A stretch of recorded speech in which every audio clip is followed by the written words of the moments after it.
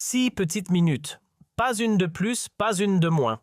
Il n'en a pas fallu davantage pour provoquer un cataclysme diplomatique d'une ampleur inédite entre Paris et Tel Aviv du jamais vu depuis le blocus des armes en 1967. En un éclair, l'opinion publique mondiale s'est fracturée pour de bon à propos du conflit israélo-palestinien. À la tribune, Benjamin Netanyahou venait de clore un plaidoyer enflammé en faveur de l'intervention militaire à Gaza. Droit dans ses bottes, il réclamait pour Israël le privilège sacré de se défendre tout en reléguant les victimes civiles au rang de conséquences regrettables mais nécessaires dans sa croisade contre le Hamas. Il fixait Sébastien Lecornu d'un regard chargé de cette arrogance martiale et de cette foi inébranlable qui lui avait valu le surnom flatteur ou inquiétant de « Monsieur Sécurité » en Israël. Dans son esprit, aucun doute, sa démonstration venait de clouer le bec à l'Europe sceptique, étayant avec une assurance de général en croisade la stratégie de Tsahal à Gaza. Pourtant, dans l'air conditionné, presque glacial de la salle du Conseil de sécurité de l'ONU à New York flottait une tension pesante, celle qu'on ressent juste avant que le vernis des relations internationales ne craque. Et il y avait de quoi.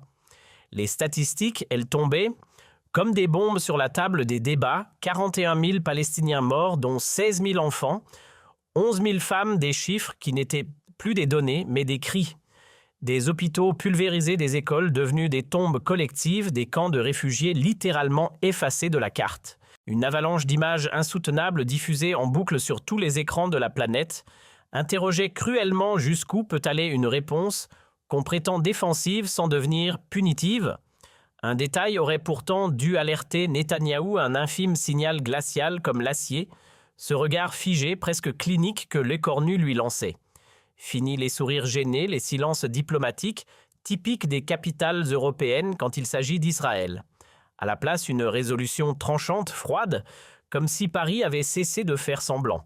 Derrière les termes feutrés de stratégie militaire et de doctrine défensive, se profilait une vérité que le Premier ministre israélien s'obstinait à ignorer. La France n'était plus prête à classer la mort massive de civils comme une simple variable tactique acceptable pour assurer la sécurité d'un État. Et ce qui allait suivre n'avait rien d'un simple échange de notes diplomatiques. Non, ce serait une secousse d'ampleur historique, une onde de choc qui allait faire vaciller les certitudes fracturées de l'Occident et laisser Israël sonner. Mais pour en saisir la détonation, il fallait revenir 3 mois plus tôt, à l'instant précis où les images en provenance de Gaza avaient percé l'indifférence. Des immeubles entiers s'écroulant sur des familles, des enfants amputés dans des hôpitaux débordés, des ambulances pulvérisées, malgré des coordonnées transmises à l'armée israélienne. Le choc fut total, et cette fois, l'opinion publique française ne détourna pas le regard. Les scènes de Gaza avaient laissé une cicatrice profonde à l'Élysée. Lors d'une réunion de crise, Emmanuel Macron avait laissé éclater sa stupeur. Comment un pays pouvait-il revendiquer la légitime défense en laissant derrière lui tant de victimes innocentes?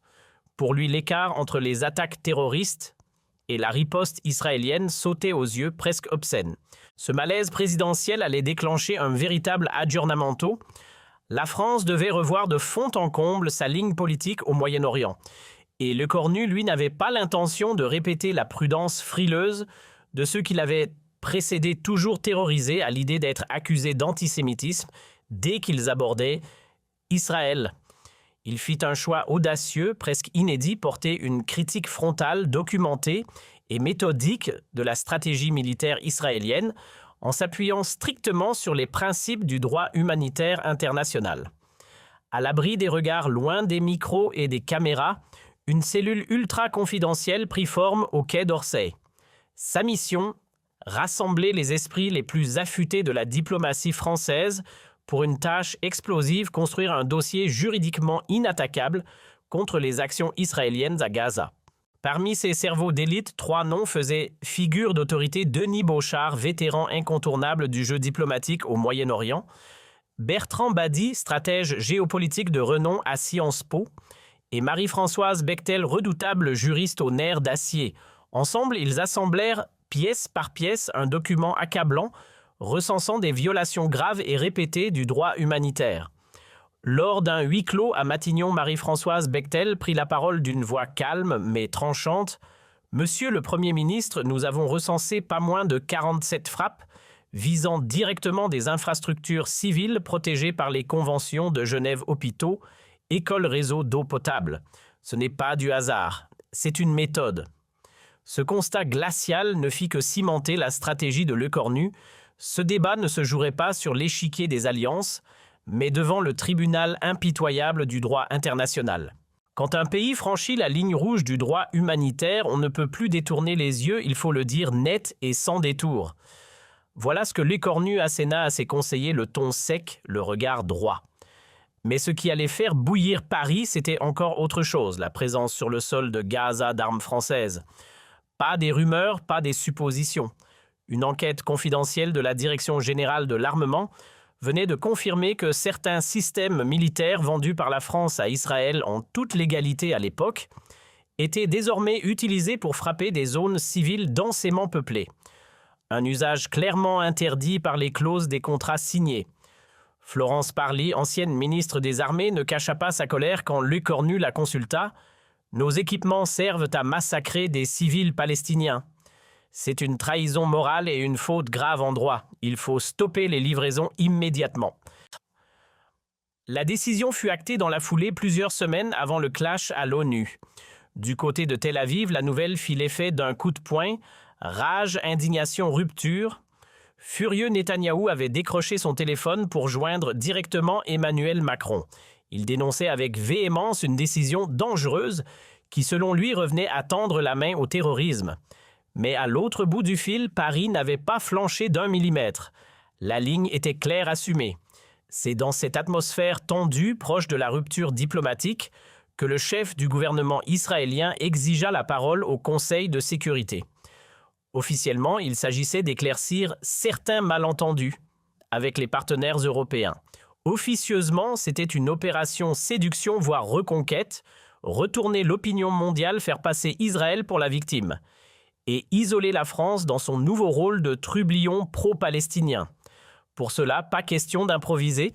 Entouré de ses stratèges les plus aguerris, Netanyahou avait répété son discours jusqu'à la dernière virgule. Le plan était simple, mais redépeindre l'intervention à Gaza comme une affaire de survie nationale, ressortir les exactions du Hamas comme justificatif, et surtout arme vieille mais toujours utilisée, rappeler à l'Europe son lourd passé antisémite pour qu'elle ravale ses critiques dans un silence gêné. Dans une suite feutrée de l'hôtel King David à Jérusalem, il lâcha cette phrase à ses collaborateurs « L'Europe oublie vite. Elle a déjà zappé que nous sommes la seule démocratie dans cette région en flammes, qu'on combat des fanatiques qui planquent leurs armes derrière des berceaux. Il faut leur rafraîchir la mémoire, leur montrer qui cause vraiment ces morts civiles. » Une rhétorique bien huilée qui avait servi pendant des décennies à faire taire les objections des capitales européennes. Mais le vernis commençait sérieusement à craqueler. Ce que Netanyahou ignorait encore, c'est qu'en face de lui, Lecornu n'était pas venu improviser. Depuis des semaines, le Français peaufinait dans l'ombre une offensive millimétrée, assemblant rapports statistiques et expertise juridique comme autant de pièces à conviction. Le 15 novembre 2024 à 15h30, tapant dans l'enceinte solennelle du Conseil de sécurité des Nations Unies, le Premier ministre israélien fit son entrée. Costume sombre, impeccablement taillé, visage fermé aux traits maîtrisés, il incarnait cette posture familière du chef assiégé, non pas par des critiques, mais par les ennemis de la civilisation elle-même, comme il aimait à le suggérer. Face aux représentants du monde entier, Netanyahou lança son discours comme un acteur bien rodé. « Mesdames et messieurs honorables délégués », entama-t-il avec cette élocution chirurgicale qu'il déploie en hébreu, en anglais ou en français, selon les besoins de la scène. Son message, défendre bec et ongle le droit sacré d'Israël à protéger sa population d'une menace qu'il qualifia de terrorisme d'une brutalité inouïe. Il alterna entre émotions contrôlées évoquant les drames du 7 octobre et rhétorique stratégique citant le spectre iranien pour appuyer son propos. Le tout pour marteler une idée centrale. Israël n'avait d'autre choix que de mener une guerre juste contre un ennemi sans foi ni loi. Le Hamas, accusa-t-il avec aplomb, instrumentalise ses propres civils. les transformant en boucliers humains dans une logique de manipulation morale. Des écoles converties en base de lancement des hôpitaux utilisés comme centre de commandement, des mosquées transformées en arsenaux. Avec un aplomb glacial, Netanyahou dressait un portrait accablant du Hamas, le désignant comme seul et unique responsable des pertes civiles palestiniennes. Chaque victime innocente, c'est leur faute, pas celle de Tsahal. Ce discours centré sur l'argument des boucliers humains constituait la colonne vertébrale de sa stratégie décharger Israël de toute responsabilité morale ou juridique face au carnage. Mais il ne s'arrêta pas à cette justification classique.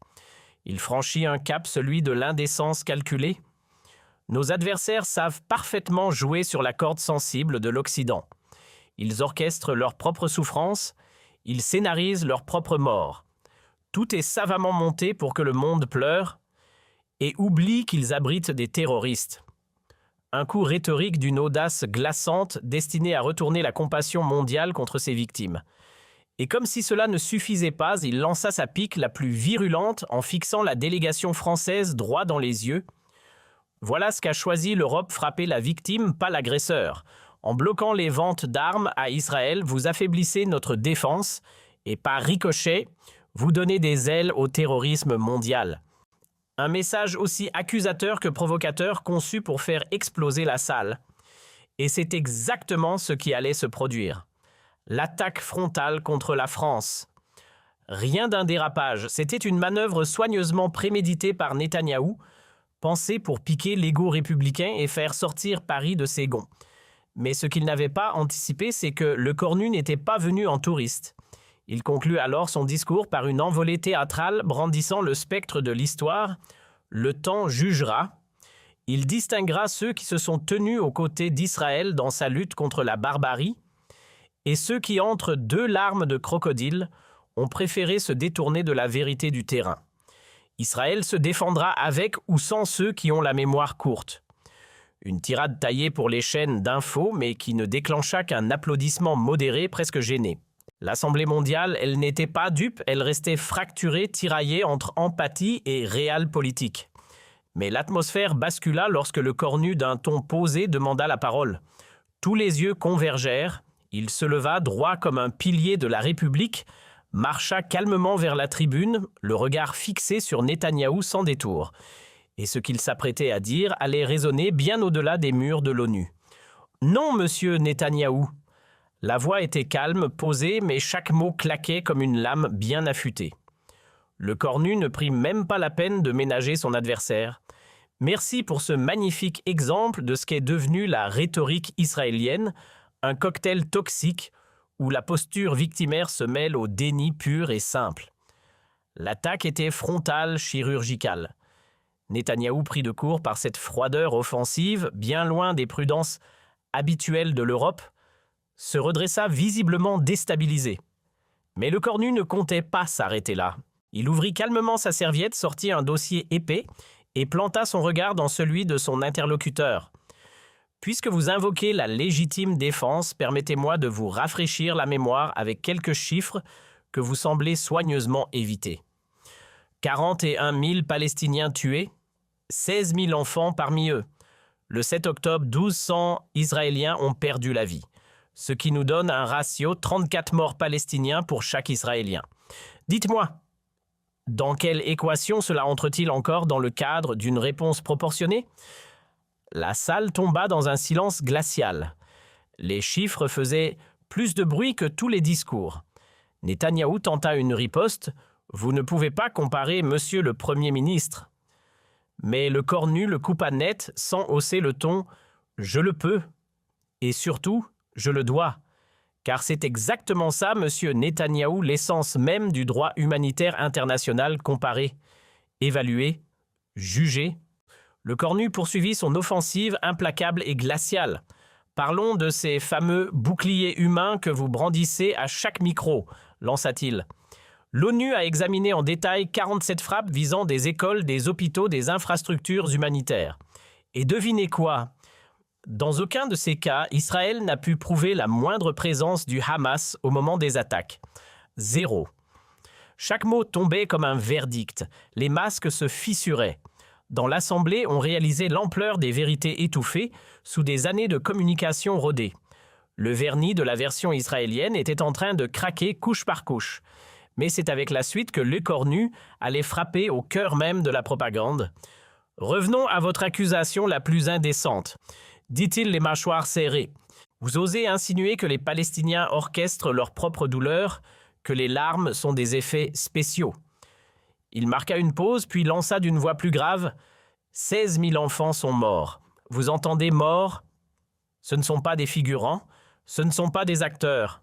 Et les familles qui gisent sous les ruines, elles ne tournent pas un film, elles meurent. Pour de vrai. » Dans la salle, un silence de glace. Certains diplomates détournaient les yeux, d'autres échangèrent des regards incrédules. La stratégie de Netanyahou venait de heurter un mur, celui de l'indignation froide et argumentée. Le cornu n'avait pas fini. Il se redressa légèrement, fixa Netanyahou et d'un ton calme, mais chargé d'histoire, lança la phrase qui allait faire trembler les murs. « Puisque vous invoquez l'histoire, permettez-moi de vous en rappeler un passage que vous semblez avoir effacé de votre mémoire sélective. Les conventions de Genève sont nées des cendres fumantes de la Seconde Guerre mondiale. Leur raison d'être, empêcher que des civils soient à nouveau massacrés sous prétexte de sécurité nationale. » Il fit une brève pause, puis asséna droit au cœur. « Et vous héritiez des victimes de ces crimes, vous piétinez aujourd'hui les lois qui étaient censées les protéger. » C'était un coup de tonnerre dans une salle diplomatique d'ordinaire feutrée. Oser évoquer la Shoah pour critiquer Israël relevait de l'audace. Le cornu le savait. Et il l'assumait sans détour, il retournait contre son adversaire l'arme mémorielle qu'Israël brandissait depuis des décennies. Blême, presque figé, Netanyahou tenta un dernier sursaut. « Vous les Français, vous ne comprenez pas ce que c'est qu'une menace existentielle. » Mais le cornu ne le laissa pas finir. Il le coupa net d'une voix plus tranchante que jamais. « Détrompez-vous! Nous savons ce qu'est le terrorisme et surtout nous savons qu'on ne le combat pas en devenant un soi-même. » Et là, un silence. Un de ceux qui pèsent des tonnes. Dans l'enceinte de l'ONU, jamais un chef d'État occidental n'avait jusqu'ici qualifié la politique israélienne de terrorisme d'État. Mais le cornu n'avait pas dit son dernier mot. Le plus dur, le plus insoutenable était encore à venir. « Monsieur Netanyahou, vous nous accusez d'avoir interrompu nos ventes d'armes. Très bien, parlons-en. Nous avons découvert que nos propres missiles s'abattaient sur des camps de réfugiés que des chars estampillés France rasaient, des zones d'habitation entières que des drones issus de nos usines poursuivaient, des ambulances. Vous voulez vraiment que la France devienne co-auteur de ces crimes ?» Le cornu marqua un silence bref mais tranchant avant de porter l'estocade. L'époque où Israël pouvait tout justifier en brandissant la Shoah est terminée. Les morts palestiniens ne valent pas moins que les morts israéliens. Ce qui suivit fut instantané, presque théâtral. Netanyahou se leva d'un bond pâle, serra les dents et quitta la salle sans un mot. Toute sa délégation lui emboîta le pas. Dans l'hémicycle, un souffle de stupeur parcourut les rangs. Jamais, absolument jamais, un responsable politique occidental n'avait accusé Israël de crimes de guerre et encore moins de terrorisme d'État en pleine séance officielle de l'ONU. L'onde de choc fut fulgurante et se propagea en quelques minutes aux quatre coins du globe. En Israël, la riposte fut immédiate et volcanique. Les grands titres de la presse locale rivalisèrent d'outrance. La France déclare la guerre à Israël. Le cornu clone d'Hitler. Le vieil antisémitisme français ressurgit. À Tel Aviv, le gouvernement n'attendit pas la fin de la journée pour rappeler son ambassadeur à Paris. Toutes les collaborations diplomatiques avec la France furent gelées. Rideau. Mais pendant que la foudre tombait à Jérusalem, c'était une ovation de l'autre côté de la Méditerranée. Du Caire à Casablanca, de Beyrouth à Bagdad, des foules entières descendirent dans la rue pour saluer le courage français. Le cornu devint en quelques heures un symbole de justice dans le monde arabe. Pour la première fois depuis des générations, un dirigeant occidental avait osé prononcer devant le monde entier des vérités que des millions d'Arabes pensaient tout bas depuis si longtemps. Et en Occident, le paysage était plus nuancé, mais tout aussi révélateur. Berlin et Rome exprimèrent une prudente inquiétude, redoutant une escalade verbale. Mais dans les pays nordiques, on applaudit. en silence. Madrid et Dublin, elles n'hésitèrent pas une seconde à afficher leur soutien. La vraie surprise vint d'Amérique. Si les élites politiques de Washington dénoncèrent bruyamment les propos de Le Cornu, une partie importante de la population, jeunes activistes progressistes, salua son audace. Un dirigeant qui brise le tabou. Enfin, 6 mois après le séisme diplomatique, les plaques tectoniques n'avaient pas bougé d'un pouce. Les relations entre Paris et Tel Aviv givraient proches du point de non-retour. Mais pendant que les canaux officiels se refermaient, la France, elle voyait son étoile briller autrement. Dans le monde arabe, elle venait de marquer des points rarement atteints par une démocratie occidentale. Et en Occident, une partie grandissante de la société, celle qui doute, qui questionne, qui lit au-delà des communiqués, reconnaissait désormais à Paris une voie morale nouvelle. Ce que l'histoire retiendra. Peut-être qu'en 6 minutes à l'ONU, un homme a retourné le miroir que l'Occident refusait de regarder. Le Cornu n'avait pas seulement pris la parole, il avait brisé un mur de silence. Un tabou entretenu pendant des décennies, celui de la critique directe et frontale de la politique israélienne. Et dans ses colonnes, Le Monde résumait parfaitement ce moment. En 6 minutes, Le Cornu a osé dire tout haut ce que beaucoup se contentaient de penser tout bas. Il a rappelé au monde une vérité simple, la souffrance humaine n'a pas de passeport et le droit international ne connaît ni exception ni immunité, même pour Israël. Mais derrière cette scène magistrale qui a marqué la diplomatie contemporaine, se cachait une mécanique de précision. Des mois d'anticipation, de stratégie de calcul et de conviction que peu de gens, même parmi les initiés, soupçonnaient. Personne ne l'a vu venir. Pourtant, tout avait démarré 5 mois avant l'explosion diplomatique, loin des caméras dans les couloirs feutrés du quai d'Orsay. C'est là, entre 2 réunions de crise, qu'un document ultra sensible, estampillé MEDEX 500 frontières, arriva discrètement sur le bureau de l'Élysée en juin. Le rapport d'une froideur chirurgicale détaillait les blessures infligées aux civils de Gaza avec une précision glaçante des éclats métalliques, typiques de munitions antipersonnelles, des brûlures reconnaissables entre mille causées par du phosphore blanc, des membres arrachés de manière si brutale qu'on ne pouvait ignorer l'usage d'armes à sous-munitions. Tout cela ne relevait plus de la guerre, c'était autre chose. Face au président Macron ce jour-là, c'est le docteur Xavier Emmanuelli, cofondateur de Médecins sans frontières, qui brisa le silence. « Monsieur le Président, ce qui se déroule à Gaza n'a rien d'un combat urbain. C'est une mécanique d'extermination de civils utilisant des armes conçues pour infliger un maximum de souffrance. Nos équipes ont vu l'enfer en Tchétchénie, au Rwanda, en Syrie, mais jamais une brutalité aussi méticuleusement administrée. » Le chef de l'État resta pétrifié, pas un mot. Pour la première fois depuis le début du conflit, l'indignation avait remplacé la prudence. Ce jour-là, un point de bascule s'opérait à Paris. Expliquez-moi comment des démocraties qui se disent éclairées peuvent détourner le regard face à une telle barbarie. La voix de Macron ce jour-là résonna dans le salon vert de l'Élysée avec une gravité rare. Puis, regardant ses conseillers, il lâcha cette phrase qui changea la donne. « Si on se tait, alors on accepte. Pire, on devient complice. » Ce sursaut d'indignation ne resta pas confiné entre 4 murs. Il devint le moteur d'une machine diplomatique qu'on n'avait plus vue aussi mobilisée depuis des années. L'État français entrait en mouvement.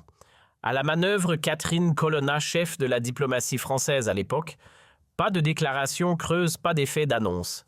Elle mit en place une task force discrète mais redoutablement efficace, chargée de 2 missions recensées avec une précision chirurgicale, les violations présumées du droit humanitaire à Gaza, et façonner une réponse diplomatique à la mesure du choc avec des preuves solides à l'appui.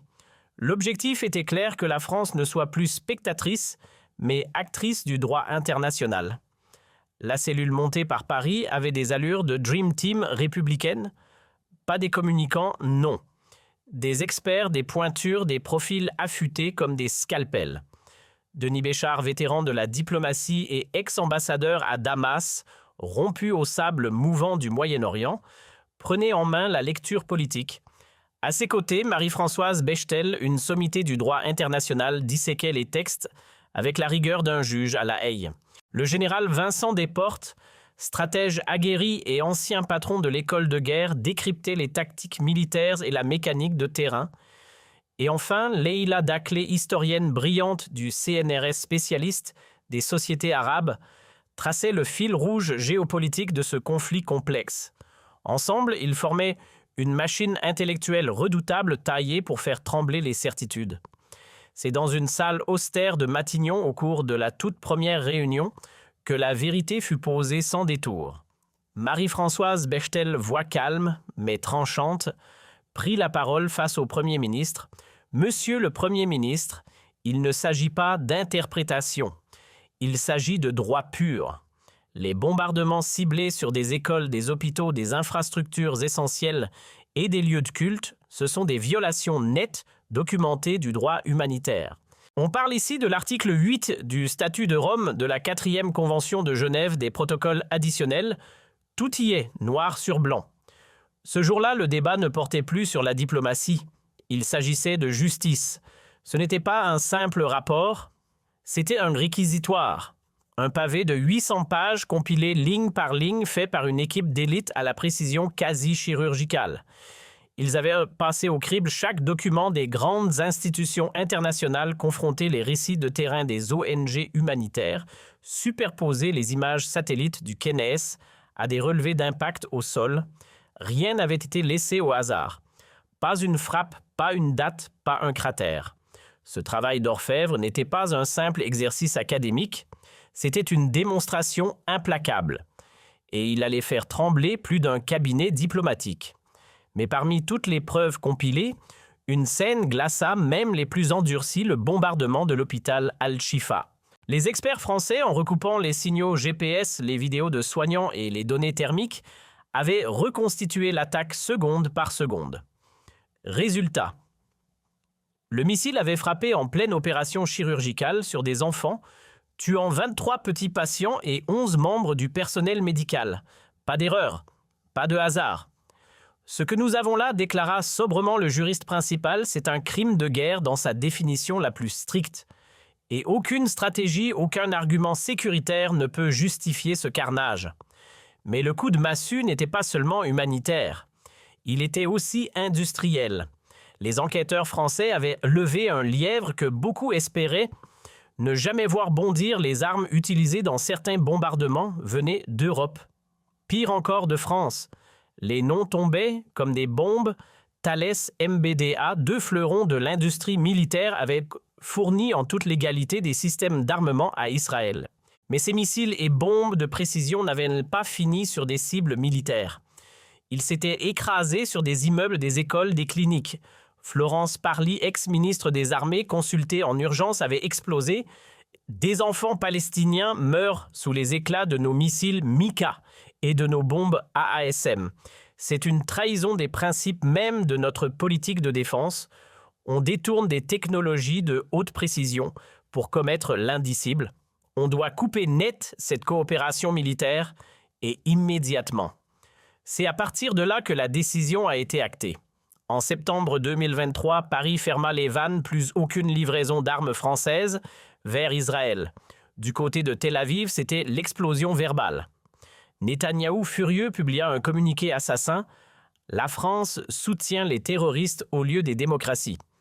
Mais l'Élysée tint bon. Pour la première fois, la morale l'avait emporté sur les contrats. Pendant que les experts épluchaient les violations des conventions de Genève, une autre cellule travaillait dans l'ombre. Leur mission, décrypter l'arme la plus puissante d'Israël, sa communication. L'équipe de Lecornu ne se contentait pas de pointer les bombes et les chiffres. Elle s'intéressait à ce que Tel Aviv savait faire mieux que quiconque, façonner le récit, modeler la perception, inverser les rôles. Pourquoi, malgré tant d'alertes, malgré tant de rapports accablants, rien ne bougeait? Comment l'État hébreu réussissait-il encore et encore à échapper aux sanctions? La réponse tenait à une stratégie médiatique redoutablement efficace. Avant même que Netanyahou ne monte sur scène, Lecornu et ses stratèges connaissaient déjà chaque note de sa partition. Ils avaient anticipé point par point le grand classique rhétorique israélien, victimisation calculée, accusation d'antisémitisme à peine voilée et présentation de toute critique comme une trahison morale. Il n'y aura rien de nouveau, avait tranché un haut diplomate. Ce sera le même disque, mais joué plus fort. À nous de répondre, non pas en hurlant plus fort, mais en posant les faits comme des lames bien aiguisées. Et c'est ainsi qu'ils préparèrent des répliques taillées au scalpel basées sur des preuves bétonnées, vérifiées, recoupées, imparables. Mais cette bataille n'était pas que technique, elle était psychologique. Car Netanyahou ne combat pas seulement avec des mots, il attaque avec la mémoire, il frappe avec l'histoire. C'est là qu'entra en jeu un expert très discret, mais redoutablement efficace, ancien conseiller en communication de crise, pour l'Élysée spécialiste des joutes, où l'émotion est une arme. Son briefing à l'écornu fut limpide. Quand il vous regardera droit dans les yeux en évoquant la Shoah, ce ne sera pas pour vous émouvoir, mais pour vous piéger. Il essaiera de vous faire douter de vous-même. Ne jouez pas sur ce terrain, gardez vos repères. Répondez par le droit, rien que le droit. Pas un mot de trop. Pas un regard fuyant. Ce n'est pas tant la force des arguments qui a fait la différence ce jour-là, mais la capacité de Lecornu à ne pas tomber dans le piège émotionnel. Car face à Netanyahou, ce n'est pas un simple débat diplomatique qui s'engage, c'est une guerre psychologique, parfaitement rodée, qui a fait vaciller bien des dirigeants européens avant lui tétanisés à l'idée d'être étiquetés antisémites à la moindre objection. Mais cette fois, le script était différent. Lecornu avait été préparé à l'impact. Et ce bouclier mental allait tout changer. Pour cela, il fallait répéter, encore et encore. À Matignon, une série d'entraînements dignes d'un thriller politique s'était déroulée derrière des portes closes. Dans le rôle du faux Netanyahou, Denis Béchard, vétéran de la diplomatie française et imitateur redoutable, avait parfaitement capté le style du Premier ministre israélien, son phrasé, ses pièges langagiers, son indignation feinte. Tout y était. « Monsieur Lecornu, en vous opposant à nous, vous soutenez les terroristes », lançait-il avec un ton d'outrage millimétré. Et Lecornu imperturbable, « Non, monsieur l'ambassadeur. Ce que je défends, c'est la légitimité du droit international. » Simulation après simulation, sa posture se raffermissait, son calme devenait glaçant et son argumentaire chirurgical. L'effet Netanyahou, si redouté par tant d'autres, ne passerait pas. Même les répliques aux critiques les plus prévisibles avaient été répétées à la perfection. À Matignon, les communicants n'avaient laissé aucun angle mort, le procès en antisémitisme était attendu comme un coup de massue. Mais cette fois, la France ne reculerait pas. Un slogan simple, imparable, tournait en boucle dans les éléments de langage. Dénoncer les dérives d'un gouvernement, ce n'est pas haïr un peuple. Ce mantra répété comme une ligne de défense deviendrait la bannière tricolore d'une critique assumée et inattaquable. Et puis, à quelques semaines de l'intervention à l'ONU, une lettre tomba sur le bureau de Lecornu. Pas une attaque, un appui. Et pas de n'importe qui. Des figures majeures de la pensée juive française, Bernard-Henri Lévy, Alain Finkielkraut, Élisabeth de Fontenay unissaient leurs voix dans une tribune courageuse. Le message était limpide, la Shoah, mémoire sacrée, ne doit jamais être instrumentalisée pour couvrir des exactions contemporaines. Un texte sobre, puissant, qui sonnait comme une légitimation morale inattendue de la position française. Ce soutien public changea la donne. Pour Lecornu, c'était plus qu'un feu vert, c'était une libération. Il ne s'agissait plus simplement de défendre des principes juridiques, mais d'arracher la critique légitime d'Israël aux griffes de l'intimidation morale. Une nouvelle ère diplomatique s'ouvrait et la France comptait bien en écrire le premier chapitre. À bord de l'Airbus A330 présidentiel, l'ambiance n'avait rien d'un voyage d'État traditionnel. Pas de champagne, pas de détente. Juste une tension électrique, une concentration presque guerrière. Pendant 8 heures, Lecornu ne leva pratiquement pas les yeux de ses notes. Il répétait, peaufinait, martelait ses formules comme un boxeur répète ses coups avant un round décisif. Autour de lui, son équipe veillait telle une escouade d'entraîneurs avant un duel au sommet. Il ne partait pas à New York pour parler, il partait pour frapper. « N'oubliez jamais pourquoi vous êtes là », lui souffla Denis Béchard entre 2 révisions. « Ce que vous allez dire, ce n'est pas qu'une ligne politique française. C'est la voix de tous ceux qui refusent que la loi internationale soit à géométrie variable. Même les démocraties doivent rendre des comptes. » Les mots étaient sobres, mais leur poids était colossal. Un souffle d'histoire résonnait déjà dans l'habitacle pressurisé. Dès l'atterrissage, la tension monta d'un cran. New York vibrait comme si un verdict mondial allait tomber. Les journalistes du monde entier flairant le choc frontal s'étaient déjà alignés autour du siège de l'ONU. Avant même que le débat ne commence, Français et Israéliens s'affrontaient déjà dans les couloirs, dans les studios télé, sur les réseaux sociaux, et pendant qu'à l'Hôtel Plaza, la délégation israélienne s'affichait sereine, les visages trahissaient un tout autre sentiment, une inquiétude mal dissimulée. Du côté de Tel Aviv, les radars du renseignement s'étaient bien allumés. Quelques bribes de signaux faisaient état d'un remue-ménage inhabituel dans les couloirs de la diplomatie française. On avait compris qu'un coup se préparait, mais personne n'avait mesuré l'ampleur du tsunami que Paris s'apprêtait à déclencher. Ce qu'on croyait être un simple froncement de sourcils se révélerait être un acte d'accusation massif. Les Français vont sans doute encore nous servir leur sermon habituel, avait lancé Hermer, conseiller stratégique de Netanyahou, dans un haussement d'épaule confiant. On leur ressortira nos classiques, la légitime défense, les boucliers humains. Le disque est rayé, mais ça passe toujours.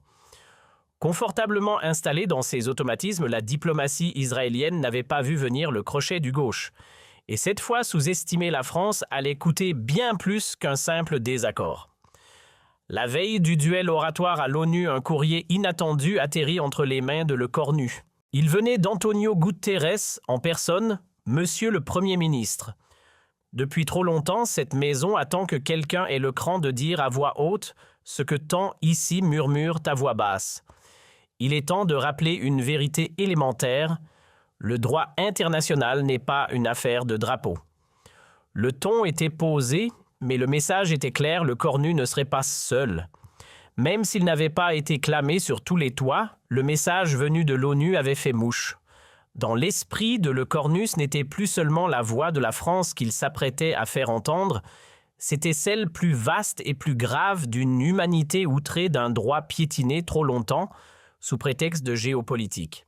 Ce matin-là, dans l'élégance feutrée de sa suite au Saint-Régis, Le Cornu s'était levé avant l'aube. Les rideaux entr'ouverts laissaient entrer une lumière froide sur ses notes éparpillées. Il inspira profondément, puis se tourna vers son directeur de cabinet. « Ce que je vais dire aujourd'hui, ce n'est pas un discours, c'est un point final à l'impunité. Israël devra comprendre qu'on ne massacre pas au nom de la sécurité sans en rendre compte. » Dès ses premiers pas dans le hall de verre du siège onusien, Le Cornu ressentit une électricité inhabituelle dans l'air.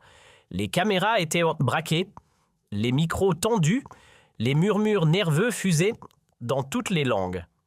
Plus de 400 journalistes s'étaient fait accréditer, un record absolu pour une session consacrée au Moyen-Orient. Dehors, la rue était devenue arène. Drapeaux palestiniens flottant face aux pancartes pro-israéliennes. Les cris, les slogans, les larmes et les colères, tout annonçait un affrontement que personne ne pourrait ignorer. La salle du Conseil de sécurité ne ressemblait plus à une simple enceinte diplomatique. Ce jour-là, elle avait des airs de tribunal planétaire. Les regards étaient graves, les silences lourds. Ce qui allait se jouer dépassait de loin les codes feutrés des négociations classiques. Face à l'estrade, deux hommes d'un côté, Le Cornu silhouette rigide et regard d'acier dans le rôle du procureur universel. De l'autre, Netanyahou campant un accusé sûr de lui, mais conscient que le vent avait peut-être tourné. Le procès de Gaza commençait. Lorsque Netanyahou s'était levé pour plaider la légitimité de son opération à Gaza, Le Cornu l'avait écouté comme un stratège observe son adversaire sur l'échiquier. Chaque mot, chaque tournure, chaque détour rhétorique était noté mentalement sans interruption ni froncement de sourcils. Il reconnaissait sans peine le scénario usé jusqu'à la corde appel à la compassion pour les Israéliens, dénonciation des boucliers humains, insinuation contre ceux qui osaient critiquer Tel Aviv. « Parfait », se disait-il intérieurement. « Il déroule exactement ce qu'on avait anticipé, et moi je vais démonter ça brique par brique. » Quand le Premier ministre israélien quitta enfin la tribune, Le Cornu savait qu'il tenait son moment. Netanyahou venait de tendre, sans le vouloir, toutes les perches nécessaires à une riposte millimétrée. Justification à peine voilée des frappes sur civils prévues. Accusation grotesque de théâtre palestinien cadré. piqué envers la France attendue. Tout ce qu'il avait dit allait se retourner contre lui, et le cornu s'apprêtait à le faire avec une précision chirurgicale.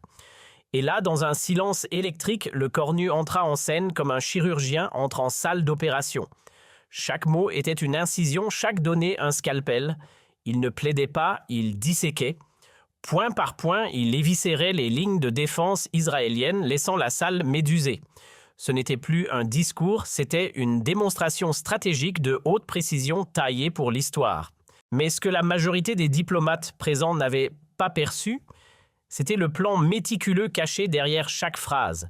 Rien n'était improvisé. Le cornu utilisait des techniques forgées dans les meilleurs cercles de droit international pénal. Ce qu'ils entendaient, c'était du feu. Mais ce qu'ils ne voyaient pas, c'était la mécanique d'horloger derrière les flammes. Technique 1. L'assaut des preuves. À chaque accusation lancée, le cornu n'attendait pas la contradiction. Il dégainait instantanément chiffres sources et documents validés. Résultat, aucun angle mort, aucune échappatoire. Technique 2. L'inversion du miroir moral. Pas question de se justifier. Au contraire, il renvoyait la lumière crue sur Netanyahou, le contraignant à répondre non comme un dirigeant, mais comme un accusé. Technique 3. Démolition du mythe des boucliers humains. En brandissant les rapports de l'ONU démontrant l'absence du Hamas dans les hôpitaux et écoles visés, il arrachait la colonne vertébrale de la narration israélienne. Technique 4. Le boomerang historique. Et puis il y avait ce coup de maître, rappeler que les conventions de Genève sont nées des cendres de la Shoah, pour mieux pointer le paradoxe d'un État qui en fut victime hier et que certains accusent aujourd'hui d'en bafouer l'héritage. Ce n'était pas simplement une bonne plaidoirie, ce n'était pas juste un moment fort en diplomatie. Ce que le cornu a livré ce jour-là, c'était une masterclass, une démonstration implacable de précision juridique, où chaque mot frappait comme un verdict. Plus qu'un discours politique, c'était l'autopsie froide d'une propagande d'État, longtemps restée intouchable. Et l'effet fut immédiat, bien au-delà de ce que Paris avait imaginé. En moins de 24 heures, la vidéo du discours explosait sur la toile sous-titrée dans des dizaines de langues, circulant du Japon à l'Argentine, des campus américains jusqu'au réseau militant du monde arabe. Des facs de droit convoquaient en urgence des tables rondes pour disséquer ce qui ressemblait à une révolution dans la diplomatie contemporaine.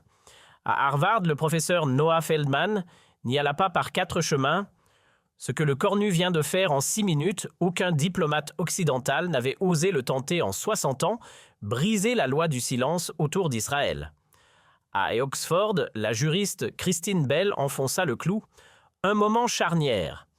À partir d'aujourd'hui, plus aucun État ne pourra se réfugier dans son passé pour justifier ses abus présents. Le droit international vient de reprendre sa voie. Mais parmi les vagues de réactions, c'est peut-être celle des sommités du droit international qui résonna le plus fort. Mary Robinson, ex-présidente irlandaise et icône mondiale des droits humains, salua le cornu pour avoir brisé un verrou. Il vient d'ouvrir un espace où la légalité peut s'exprimer librement sur Israël. Même Richard Falk, ex-rapporteur de l'ONU pour la Palestine, longtemps diabolisé, applaudit la France pour avoir, selon ses mots, mis fin à des décennies d'hypocrisie juridique. Et ce souffle nouveau ne resta pas confiné à Paris. À Madrid, le gouvernement espagnol annonça dans la foulée l'interruption immédiate de ses ventes d'armes à Israël. L'Irlande, elle alla encore plus loin, plainte officielle à la Haye, accusant Tel Aviv de crimes de génocide. La Belgique, quant à elle, ouvrit une enquête judiciaire contre des hauts responsables israéliens pour crimes de guerre, une onde de choc devenue mouvement. 6 mois plus tard, la rupture diplomatique entre Jérusalem et Paris était totale.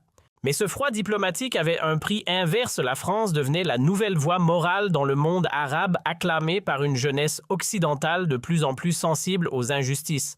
Ce que Paris perdait en alliance stratégique, elle le regagnait en crédibilité éthique. Mais au-delà du tumulte diplomatique, c'est une onde bien plus profonde qui secouait les chancelleries. L'affaire Gaza avait servi de détonateur à une mutation attendue depuis longtemps. Celle d'une justice internationale débarrassée de ses 2 poids, 2 mesures. Face à l'immunité quasi sacrée dont jouissait Israël depuis des décennies, un constat s'imposait enfin dans les capitales européennes. Le droit international ne peut être crédible que s'il s'applique à tous, sans exception, même aux plus puissants. Et c'est lors d'une session historique de l'Assemblée générale que cette bascule prit forme. Pour la première fois dans les annales de l'ONU 184, pays levèrent la main pour une résolution sans ambiguïté. Les exactions à Gaza relevaient bien de crimes de guerre systématiques. Effet inédit, le texte exigeait des réparations concrètes pour les victimes palestiniennes. Une page venait d'être tournée. Le Cornu n'a pas seulement parlé, il a déverrouillé le système, analysa William Chabas, ancien chef d'enquêteur de l'ONU sur Gaza. Désormais, plus aucun gouvernement ne pourra se cacher derrière les cicatrices de son passé pour justifier les violences de son présent. La justice ne se courbe plus. Le destin de Le Cornu avait basculé. Il n'était plus simplement le chef du gouvernement français, mais l'incarnation d'un principe universel, celui d'une justice sans passe-droit. Son intervention du 15 novembre 2024 résonnait désormais bien au-delà des frontières parlementaires françaises. Dans les amphithéâtres de droit international, son discours était étudié comme un chef-d'œuvre de clarté morale et de précision juridique. Il avait élevé la parole diplomatique au rang d'acte de résistance. Le prix des droits de l'homme de l'ONU remis en décembre 2025 ne fut pas qu'une récompense, ce fut une déclaration.